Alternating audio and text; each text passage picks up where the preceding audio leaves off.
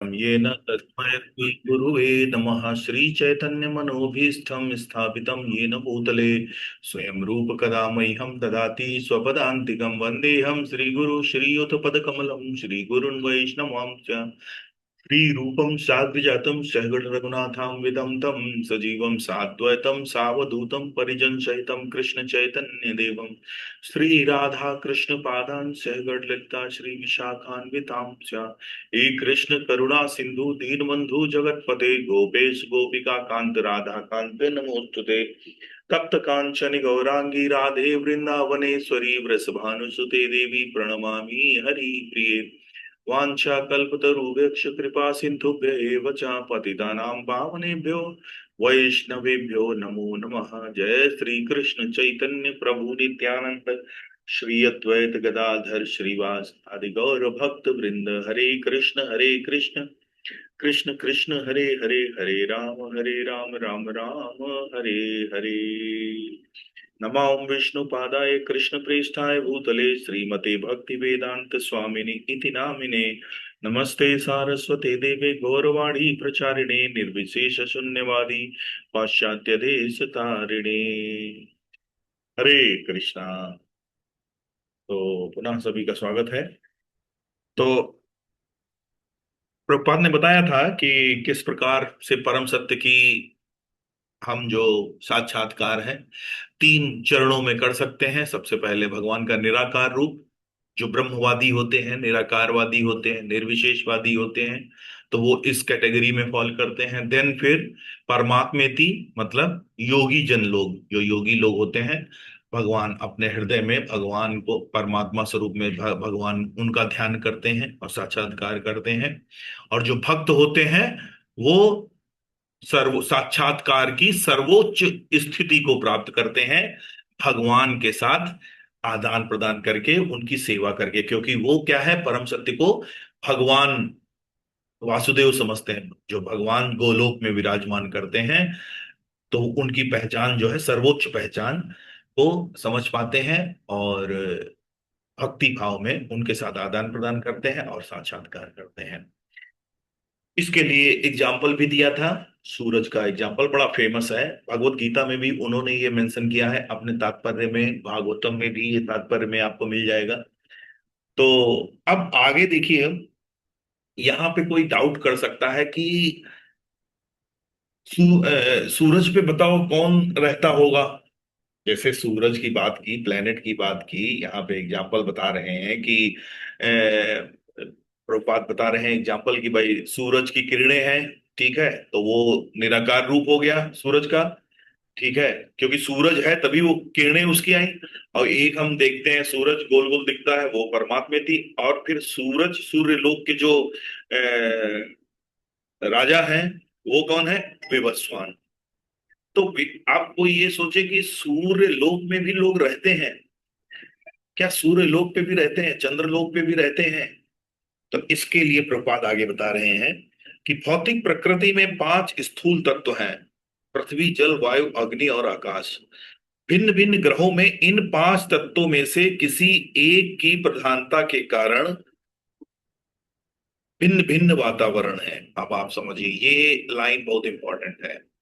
तो देखिए, ऐसा आवश्यक नहीं है कि अलग अलग प्लेनेट पे हमारे जैसे ही, जैसे यहाँ हम पांच तत्वों से मिलके बने हैं, तो जरूरी नहीं है कि चंद्रमा पे जो जीव हो वो भी इन्हीं पांच तत्व के हो। उनमें किसी एक तत्व की प्रधानता हो सकती है।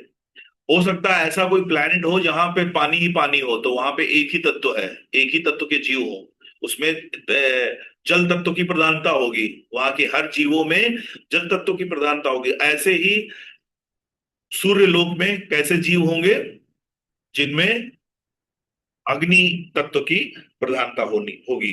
तो प्रभुपाद आगे बता रहे हैं कि हमें यह नहीं सोचना चाहिए कि सभी ग्रहों में एक ही प्रकार का जीवन है। इस अर्थ में इस तथापि इस अर्थ में इसमें समानता है कि ये पांच तत्व किसी न किसी रूप में वहां विद्यमान होंगे, लेकिन अब किस रेशियो में होंगे, ये प्लेनेट टू प्लेनेट डिपेंड करेगा। अलग अलग प्लेनेट पे अलग अलग तत्व अलग अलग रेशियो में होंगे। जैसे सूर्यलोक में अग्नि तत्व की प्रधानता होगी, इस प्रकार से। तो कहते हैं कि इसी प्रकार किसी ग्रह में पृथ्वी तत्व की प्रधानता होगी, किसी में अग्नि तत्व की प्रधानता होगी, और अलग अलग ग्रहों पर अलग अलग प्रधानता होगी। तो जो हमारा वैदिक साहित्य है वो ये बिल्कुल कंफर्म करता है कि अनंत लोक हैं, और उसमें हर लोक पे जीव विद्यमान है, अलग अलग तत्व के बने हुए प्रधानता वाले जीव विद्यमान हैं। और जिस प्रकार कुछ वैदिक भौतिक समन्वय करके हम भिन्न भिन्न भौतिक ग्रहों में प्रवेश करने की क्षमता प्राप्त कर सकते हैं, उसी प्रकार इस क्षमता के द्वारा भगवत धाम में भी प्रवेश कर सकते हैं। और अब जब वैदिक साहित्य हमें ये बताता है कि अलग अलग प्लैनेट जो हैं वहां पे अलग अलग प्रकार के जीव हैं, और हम उन प्लैनेट्स पे जा भी सकते हैं। कैसे? वो योग्यता, वो शरीर धारण, वो शरीर प्राप्त करके हम वहां पे जा भी सकते हैं। और इसी प्रकार से जब हम सुइटेबल शरीर, हमारी चेतना जब सुइटेबल हो जाएगी, तब हम उसी तरीके से भगवत धाम भी जा सकते हैं। तो भगवत गीता का यहाँ पे कोट किया है प्रभुपाद ने, यान्ति देवव्रता देवान् कृत्यानि पितृव्रता भूतानि यान्ति भूतेज्य यान्ति मध्याजिनो विमाम। जो लोग देवताओं की पूजा करते हैं वे देवलोक में जाते हैं, अर्थात देवताओं में जन्म लेते हैं। जो लोग पितरों की पूजा करते हैं वे पितरों को प्राप्त होते हैं, जो लोग भूतों की पूजा करते हैं वो भूतों को प्राप्त करते हैं। और मेरे उपासक मध्याजिनो अपि माम, और जो मुझे, मेरे उपासक हैं, वो मुझे प्राप्त करते हैं। तो इसी प्रकार से जिस प्रकार से अलग अलग प्लैनेट्स के बारे में बताया गया है, वहां पे भगवान के धाम के बारे में भी बताया गया। ब्रह्म संहिता जो है, ब्रह्मा जी ने जिसमें वर्णन किया है, ब्रह्मा जी क्या है, प्रथम जीव हैं, जब कोई नहीं था इस भौतिक संसार में। तो सबसे पहले जीव कौन है भौतिक जगत के? ब्रह्मा जी हैं। तो उन्होंने सबसे पहले ब्रह्म संहिता लिखी। तो उन्होंने भी क्या वर्णन किया? भगवान के लोक के बारे में बताया उन्होंने। चिंतामणि प्रकर सद्य सुकल्प वृक्ष लक्षाव्रतेषु सुरभिरभिपालयन्तम् लक्ष्मी सहस्र शत संभ्रम सेव्यमानं गोविंदमादि पुरुषं तमहं भजामि। मैं उन आदि पुरुष गोविंद भगवान को भजता हूँ, जो लाखों कल्प वृक्षों से घिरे दिव्य चिंतामणि समूहों से बने भवनों में लाखों लक्ष्मियां या गोपियों से सादर सप्रेम सेवित हैं, और जो काम धेनु गौओं को चराते हैं। इसी प्रकार भगवत धाम के और भी विस्तृत वर्णन है, ब्रह्म संहिता में इनका विशेष रूप से उल्लेख है।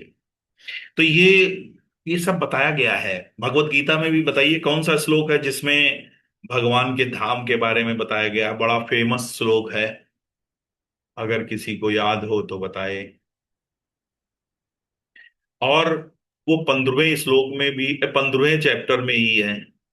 अभी हम लोग सुबह सुबह रिसाइट करते थे। तद्भासयते सूर्यो न शशांको न पावकः। होगा। यस, यद गत्वा न निवर्तन्ते तद्धामम परमम मम। तो इस प्रकार से भगवान का लोक है। तो यहाँ पे ब्रह्मा जी भी बता रहे हैं। तो इसी प्रकार से जो जिज्ञासु लोग होते हैं, किस स्तर का साक्षात्कार चाहते हैं, उसी प्रकार से भगवत प्राप्ति वो करते हैं। जैसे जो निराकार ब्रह्म को केंद्र मानकर साधना करते हैं, निराकारवादी होते हैं, वो क्या कहलाते हैं? ब्रह्मवादी कहलाते हैं। ठीक है। तो वो क्या है कि सबसे पहले ब्रह्म ज्योति का मतलब का साक्षात्कार करते हैं। ब्रह्म ज्योति मतलब पर ध्यान लगाते हैं। जैसे कौन था? सुखदेव गोस्वामी। सुखदेव गोस्वामी पहले क्या थे? निराकारवादी थे, ब्रह्मवादी थे। और जब उन्होंने श्लोक सुने थे, व्यास जी के जो शिष्य थे जंगल में घूम रहे थे, वो भागवतम के श्लोक सुनाए, तो उनकी जो ज्योति थी जिसके ऊपर वो ध्यान केंद्रित किए थे, वो हिलने लगी। ठीक है। तो ब्रह्मवादी पहले थे, उसके बाद में वो फिर भक्त बने। तो एक ब्रह्मवादी क्या करते हैं? सबसे पहले ब्रह्म ज्योति का अनुभव करते हैं, और उसके उसके बाद फिर जो लोग हृदय में परमात्मा रूप में भगवान की साधना करते हैं वो क्या होते हैं, योगी होते हैं, जिनको परमात्मवादी बोलते हैं। प्रभुपाद इसमें लिखते हैं परमात्मवादी। और फिर सर्वोच्च कौन होता है, सर्वोच्च कौन होता है, तीसरा और अंतिम स्तर क्या है, साक्षात पूर्ण पुरुषोत्तम भगवान की अनुभूति। इस अनुभूति के तीन प्रमुख स्तर हैं, अर्थात सर्वोच्च परम सत्य की अनुभूति एक जन्म में नहीं हो सकती है। तो वही हम बात कर रहे थे, जो श्लोक लिखा है ना, बहुनाम जन्म नाम मनते। तो हम क्या है कि एक क्रमिक विकास से चलेंगे, पहले ब्रह्मवादी, फिर परमात्मावादी, फिर उसके बाद अ, भक्त बनेंगे। ठीक है। लेकिन लेकिन हम क्या है, अगर किसी भक्त के संपर्क में आ जाते हैं, ठीक है ना, गुरु कृपा से गुरु मिल जाता है, गुरु कृपा हो जाती है, तो क्या है, हम ये मतलब बहुनाम जन्म नाम मनते, बहुनाम जन्म, बहुत ज्यादा जन्मों को नहीं हमें जाना पड़ेगा, और हम भगवत प्राप्ति इसी जन्म में कर सकते हैं। क्योंकि भगवान स्वयं कहते हैं, भगवान इसकी पुष्टि स्वयं करते हैं, अहम सर्वस्व प्रभो मत्तः सर्वं प्रवर्तते इति मत्वा भजन्ते माम बुधा भाव समन्विता। बुधा भाव समन्विता क्या कहते हैं, मैं ही समस्त आध्यात्मिक और भौतिक जगत की उत्पत्ति का कारण हूं, मुझसे ही समस्त जगत उद्भूत होता है। जो ज्ञानी पुरुष यह बात अच्छी तरह जानता है वह मेरी भक्ति में लग जाता है और सच्चे हृदय से मुझे भजता है। बुधा भाव समन्विता, वो मुझे मेरा भजन करता है। ठीक है। और ये क्या है, अलग अलग पूरे वैदिक वाग्मय जो है पूरा, वो हर जगह ये सब बताया गया है, और जो उसका निचोड़ वेदांत सूत्र है उसमें भी इस चीज की व्याख्या हुई। लेकिन अब फिर प्रश्न ये आता है, जब परम साक्षात्कार क्या है, भगवान की भक्ति कर से ही प्राप्त हो सकता है, तो फिर हम ये फिर उसको क्यों नहीं स्वीकार करते हैं, क्यों हम अलग अलग पथिक पथ पे जाते हैं, ठीक है, क्यों हम इधर उधर भटकते हैं। तो उसके लिए आगे कहते हैं प्रभुपाद, यहाँ कोई जिज्ञासु यह पूछ सकता है कि जब परम प्रभु का व्यक्तित्व ही मनुष्य का चरम लक्ष्य है और मनुष्य को प्रभु की शरण में जाना ही पड़ता है, तो इस संसार में उपासना की इतनी सारी पद्धतियां क्यों हैं। इस प्रश्न का उत्तर अगले श्लोक में दिया गया है। देखिए ये जो है ना बड़ा सिस्टमेटिक, ये बुक्स जो है बहुत सिस्टमेटिक हैं। तो हम जैसे अगर अध्ययन करें भी, अभी हम सेल्फ स्टडी भी करेंगे, तो हमेशा आप ये समझिए कि ये सब बहुत लिंक रहेगा। कोई भी चैप्टर, कोई भी बात, कहीं भी प्रभुपाद कुछ भी लिख रहे हैं, कोई भी उनका ग्रंथ आप उठा के देखेंगे, बड़ा सिस्टमेटिक रहेगा कि कैसे वो रिलेट कर रहे हैं, क्या क्या एक्सप्लेन करते हुए। तो देखिए जो हम यहाँ पे डिस्कस कर रहे हैं, तो इन क्लासेस का ये भी पर्पज है कि आप स्टडी करना सीखे भी, सेल्फ स्टडी करना भी सीखें कि किस तरीके से हमको पढ़ना है उसको, और कैसे उसका जस्ट हमें कैसे उसको चर्न आउट करके निकालना है उसका समरी, की क्या कहना चाह रहे हैं और क्या हमको समझाना है। तो इसका उत्तर अगले श्लोक में। तो ये भगवत गीता का 7वें अध्याय का श्लोक है। कामस्तैस्तहृत ज्ञाना प्रपद्यन्ते देवता तम तम नियममास्थाय प्रकृत्या नियता स्वया। अनेक भौतिक भोगों की कामनाओं द्वारा जिनका ज्ञान नष्ट हो गया है, ऐसे लोग अपनी अपनी प्रकृति से प्रेरित होकर उपासना के विशेष नियमों का पालन करते हुए अन्य देवताओं की शरण लेते हैं। कौन, जिनकी बुद्धि हर ली गई है, किसके द्वारा, काम के द्वारा, इच्छाओं के द्वारा जिनकी बुद्धि हर ली गई है, ठीक है, तो वो क्या है, अलग अलग पद्धतियों को की तरफ जाते हुए अलग अलग देवी देवताओं की उपासना में लग जाते हैं। तो प्रभुपाद बड़ा आगे अच्छा एग्जाम्पल दे रहे हैं, जैसे कि हमें कोई बीमारी है तो हमें क्या करना चाहिए, डॉक्टर के पास जाना चाहिए। लेकिन हम डॉक्टर के पास भारत में, मतलब इंडिया में, प्रभुपाद कह रहे हैं कि ये बड़ा नॉर्मल है। भारत में क्या है कि वो पहले डॉक्टर डॉक्टर के लिए सोचेंगे, अरे डॉक्टर बहुत महंगा पड़ेगा। पहले क्या है, वो अपनी सेल्फ रेमेडी लेंगे, पहले अपनी दवाई खाएंगे जो घर में पूछ के खवाएं, फिर मेडिकल स्टोर पे जाएंगे, मेडिकल स्टोर से नहीं ठीक होगा, फिर क्या है, पता चलेगा कि एक बाबा रहते हैं, वो झाड़ फूक के वो कुछ कर देंगे, फिर उनके पास जाएंगे। तो ये कारण है, ये कारण हम डॉक्टर के पास ना जाके, ठीक है, डॉक्टर के पास ना जाके हम क्या कर रहे हैं, अलग अलग पद्धतियां कर रहे हैं, ठीक है ना, क्योंकि हम क्या है, हम डॉक्टर का महत्व नहीं समझ पा रहे हैं, हम ये नहीं समझ पा रहे हैं कि अहम सर्वस्व प्रभवो मत्ता सर्वम प्रवर्तते, भगवान कह रहे हैं कि मैं, मुझसे ही सब कुछ अद्भुत है, मेरी भक्ति करो, ठीक है। तो तो ये हम जब डॉक्टर का महत्व नहीं समझ पाते हैं, ठीक है, हमें महंगा लगता है, तब हम क्या करते हैं, तब हम मेडिकल स्टोर पे जाते हैं, अलग अलग तरीके से आते हैं, और फिर प्रभुपाद बताते भी हैं यहाँ पे, बता रहे हैं कि भारत में ऐसे स्वामी भी हैं जो लोगों के घर जाते हैं और कहते हैं यदि आप मुझे 1 तोला सोना दें तो मैं उसे 100 तोला, 100 तोले बना सकता हूँ। लोग सोचते हैं हमारे पास 5 तोला सोना है, क्यों ना हम इसे स्वामी जी को देके 500 तोला बनवा लें। इस प्रकार स्वामी गांव भर का सारा सोना बटोर कर गायब हो जाते हैं। यही हमारी बीमारी है, जब हम किसी स्वामी के पास या मंदिर मस्जिद चर्च में जाते हैं तो हमारे हृदय किसी न किसी भौतिक कामनाओं से भरे होते हैं। आध्यात्मिक जीवन में भी कुछ न कुछ भौतिक लाभ चाहते हुए हम, कुछ न कुछ भौतिक लाभ चाहते हुए हम स्वास्थ्य को ठीक रखने के लिए योगाभ्यास करते हैं, किंतु स्वस्थ रहने के लिए योग की शरण लेने की क्या जरूरत। स्वस्थ तो हम नियमित व्यायाम और संयमित आहार से भी रह सकते हैं, फिर योग का आश्रय क्यों लेते हैं, क्योंकि कामस्तैस्त्र हृत ज्ञाना, इसलिए हम, इसलिए कि हम में स्वयं को स्वस्थ रखने व जीवन में आनंद की कामना है। यहाँ पे देखिए, कोई कंफ्यूज होने की बात नहीं है, यहाँ पे ऐसा नहीं कहा जा रहा है कि आप योग मत करिए स्वास्थ्य, मतलब प्रभुपाद ये कहना चाह रहे हैं कि अगर हमारा आहार विहार और संयमित जीवन है तो हमें योग का सहारा नहीं लेना पड़ेगा, ये कह रहे हैं। तो भौतिक कामनाओं की पूर्ति के लिए मनुष्य विभिन्न देवताओं की उपासना करता है, वे भौतिक पदार्थ से बाहर निकलने का कोई ज्ञान ही नहीं रखते। अब देखिए, देवी देवताओं का क्या है, इसका एग्जाम्पल भगवत गीता में दिया है। जब हम लोग भगवत गीता पढ़ रहे थे तो एक बहुत बढ़िया इसका फेमस एग्जाम्पल है कि देवी देवताओं के पास जो उनसे इच्छा प्रकट करना उसी तरीके से होता है। एक बच्चा जो है, एक बच्चा सिगरेट लेने गया दुकान पे, पैसे लेके दुकान पे सिगरेट लेने गया, बच्चा कितना बड़ा है, 12-13 साल का है, ठीक है। तो दुकान वाला क्या है, पैसे लेगा और उसको सिगरेट दे देगा, लेकिन वही बच्चा अगर अपने पिताजी से सिगरेट मांगे तो तमाचा मारेंगे पिताजी, ठीक है।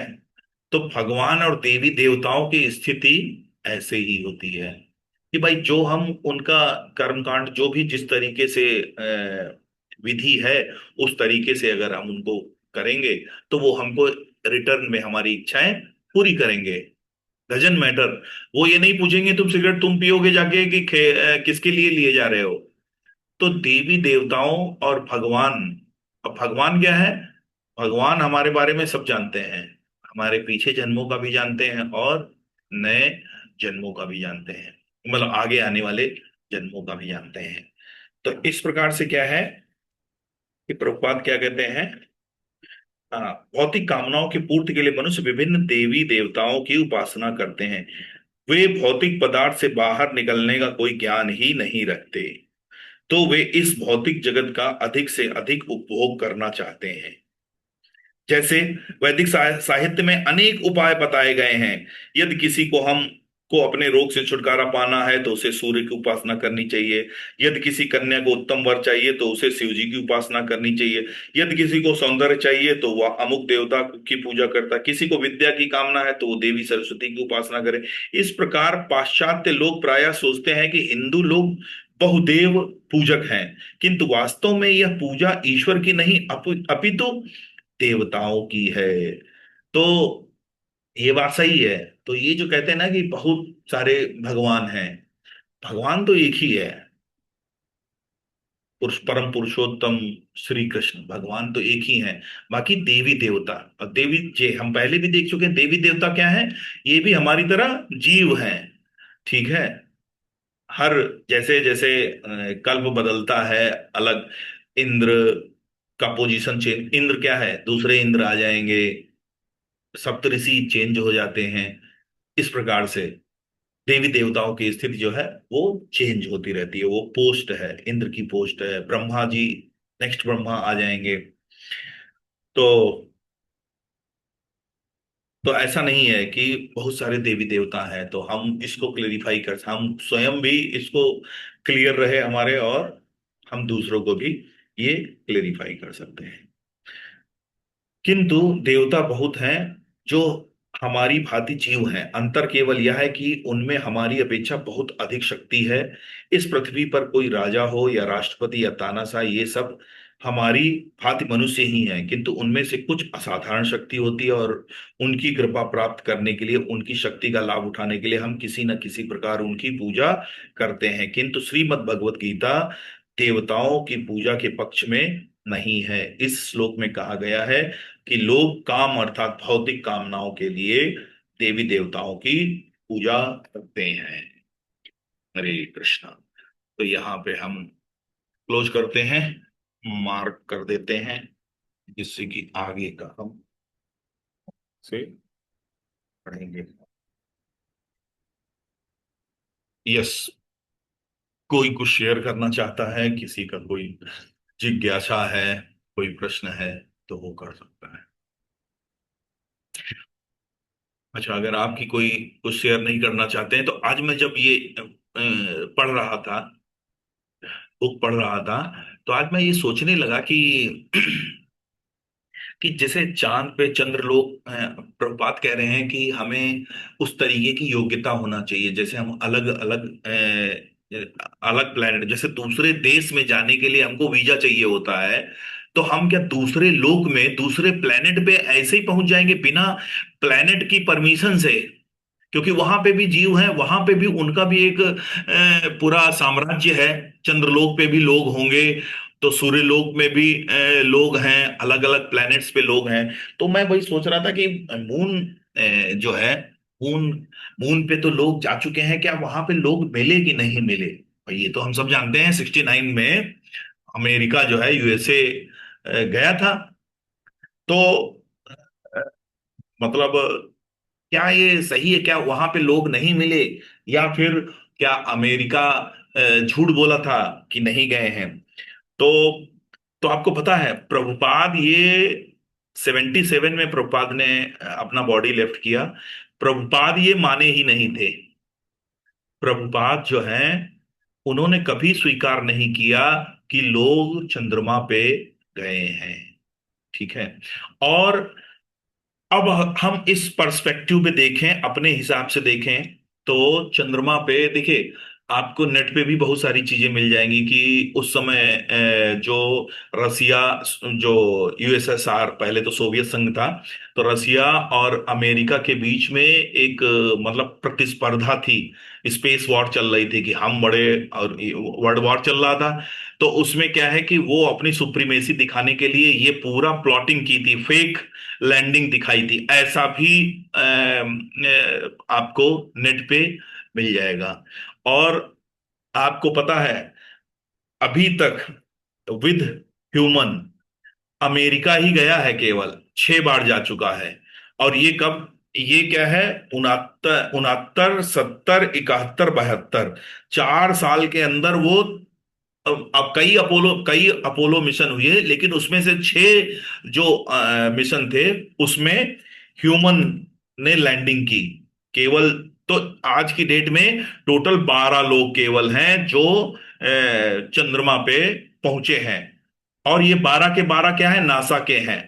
अब देखिए यहां पे एक चीज समझिए, और कोई कंट्री का अभी तक, हालांकि दूसरे कंट्री जो है अभी, मतलब उसके ऑर्बिट में गए हैं, चक्कर लगा के आए हैं, लेकिन कोई भी दूसरा कंट्री जैसे चाइना है, और इंडिया है, रसिया है, जापान है, ये सब क्या है, जा चुके हैं, लेकिन ह्यूमन मतलब उन्होंने अपना रोबोट उतारा या रोवर उतारा या फिर प्रॉब उतारी, लेकिन ह्यूमन लैंडिंग नहीं की गई है। अब आप समझिए कि अमेरिका के अलावा और किसी ने ह्यूमन लैंडिंग नहीं कर पाया, जबकि आज की डेट में जापान, चाइना और रसिया मतलब किसी से भी कम नहीं है स्पेस टेक्नोलॉजी में। ठीक है। तो ये थोड़ी सी बात हजम नहीं होती है कि केवल अमेरिका के लोग ही वहां पे मैन लैंडिंग करवा पाए। बाकी जो कंट्रीज गए हैं वो मैन लैंडिंग नहीं करवाई है, उन्होंने अपना रोबोट या रोवर भेजा है। और ये जो मैन लैंडिंग अमेरिका के द्वारा हुई है ये बस उसी ड्यूरेशन में हुई है जब वॉर का माहौल था। 69, 70, 71, 72 4 साल में ही हुई है। उसके बाद 72 के बाद अभी तक अमेरिका का कोई भी मैन लैंडिंग मून पे नहीं हुई है।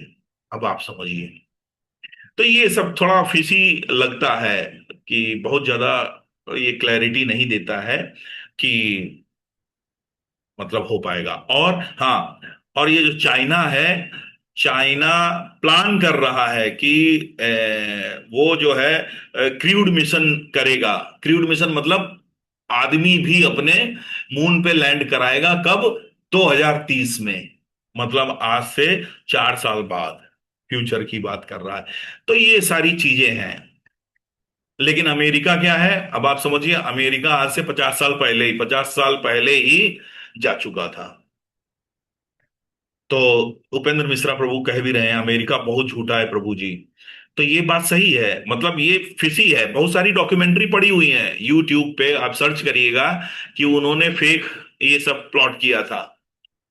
और ये तो कह रहे थे कि वहां से बहुत वो क्या नाम है लाए थे, बहुत सैंपल लाए थे, 2-3 कुंटल सैंपल लाए थे, रॉक्स और मड और चट्टाने वहां चंद्रमा से।